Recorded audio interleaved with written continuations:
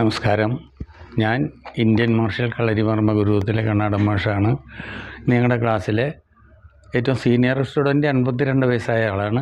അതിൻ്റെ താഴെയുള്ള കുട്ടിയാണ് സേവ്യർ എന്നാണ് ഇദ്ദേഹത്തിൻ്റെ പേര്. ഇദ്ദേഹം തിരുവനന്തപുരത്ത് നിന്നാണ് വരുന്നത്. പല കാര്യങ്ങളിലും അഭ്യാസങ്ങൾ നിങ്ങൾ കാണിച്ചിട്ടുണ്ട്.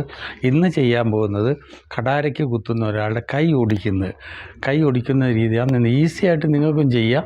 പിന്നെ ഞങ്ങളെ സംബന്ധിച്ചോളം 80-90 വയസ്സൊരു പ്രശ്നമല്ല. നമ്മളെ സംബന്ധിച്ചോളം നമ്മുടെ നേരെ ഏതെങ്കിലും ഒരു അക്രമി കയ്യോ കാലോ ആയുധമോ പൊക്കിയാൽ അവന് നമുക്ക് തീർക്കണം. കാരണം അവൻ വേറൊരുത്തനെ കുത്താനും വെട്ടാനും പോവുകയും ചെയ്യരുതും. നമ്മുടെ മുമ്പിൽ അവൻ ആളായി പോവുകയും ചെയ്യും. അവൻ തറയിൽ വീഴിക്കുകയാണ്. പക്ഷേ ഇന്ന് തറയിൽ വീഴിക്കുന്നില്ല. ഇത്രയും ഇദ്ദേഹം ചെയ്യുന്നത് നിർത്തിക്കൊണ്ട് കത്തി താഴെ വീടിക്കുന്ന പണിയാണ്. പക്ഷെ കൈ വേണേൽ ഓടിക്കാം. പക്ഷെ നമ്മൾ കൈ ഓടിക്കില്ല. ഞാൻ പറഞ്ഞിട്ടില്ലേ, എൻ്റെ കുട്ടികളാണ്, എൻ്റെ മക്കളാണ് ഇവരെല്ലാം. അതുകൊണ്ട് ഇവരെ കേടാക്കാൻ ഞാൻ സമ്മതിക്കുന്നില്ല. പക്ഷേ ഇദ്ദേഹത്തിന് ഇപ്പോൾ 81 വയസ്സേ ആവുന്നുള്ളൂ.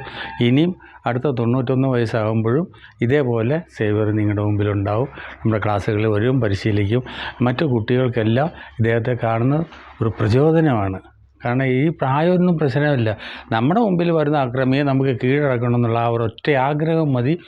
ഏത് സമയത്തും നമ്മൾ മരിക്കാൻ കിടക്കുമ്പോഴും ഒരു അക്രമി വന്നാൽ നമ്മൾ ചാടിയേറ്റ് അവന് പണി കൊടുക്കും. അതാണ് നമ്മുടെ രീതി.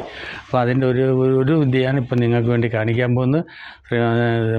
ഇദ്ദേഹം സേവ്യർ എന്നാണ് പേര്. ഇദ്ദേഹം പേര് പറയാം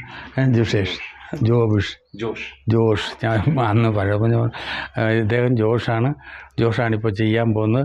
അത് സാവധാനം ചെയ്യുന്നത് നിങ്ങൾക്ക് വേണ്ടിയാണ് ചെയ്യുന്നത്. സ്പീഡിലൊന്നും അല്ല ചെയ്യുന്നത്, പഠിപ്പിക്കുകയാണ്.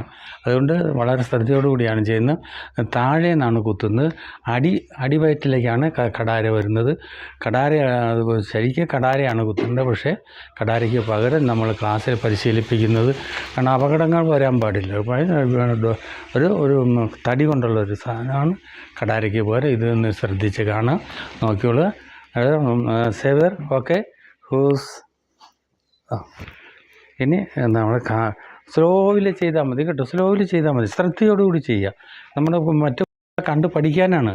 സേവ്യറും അവരെയും പഠിപ്പിക്കുകയാണ്. സ്മൃതിക്ക് ഒറ്റയടി സ്ലോവിൽ ചെയ്തു. ഓക്കെ. കണ്ടോ ഇത് കണ്ടോ. ഇത് ഒടിയും. ഇവിടെ വെച്ച് ഇവിടെ അമർത്തിയാൽ കൈ ഒടിഞ്ഞു പോവും. അങ്ങനെ പിടിച്ചാൽ മതി. ഓക്കെ. ഈ പിടുത്തം മർമ്മത്തിൽ ഇവിടെ കയറ്റി പിടിച്ചാൽ മർമ്മത്തിലാവും. ഇത് മണിബന്ധമാണ്. മണിബന്ധത്തിലാണ് പിടുത്തം മുറുകിയിരിക്കുന്നത്. വളരെ ശ്രദ്ധിക്കുക. കണ്ടോ, ഈസിയാണ്. വളരെ ഈസി ആയിട്ട് നമുക്ക് ചെയ്യാൻ പറ്റും. കണ്ടില്ലേ, ഇവർ രണ്ടുപേരും നിങ്ങൾക്ക് വേണ്ടിയാണ് ഇത് കാണിച്ചു തന്നത്. ശ്രദ്ധയോടെ പഠിക്കാൻ നല്ലൊരു വിദ്യയാണ്. വളരെ പെട്ടെന്ന് നമുക്ക് ചെയ്യാം. എതിരാളിയുടെ കൈ നമുക്ക് ഒടിച്ചു കളയാനും പറ്റും. അതുകൊണ്ട് ഇത് നിങ്ങൾ കാണാൻ ഞങ്ങളോട് സഹകരിച്ച നിങ്ങൾക്ക് നന്ദി, നമസ്കാരം.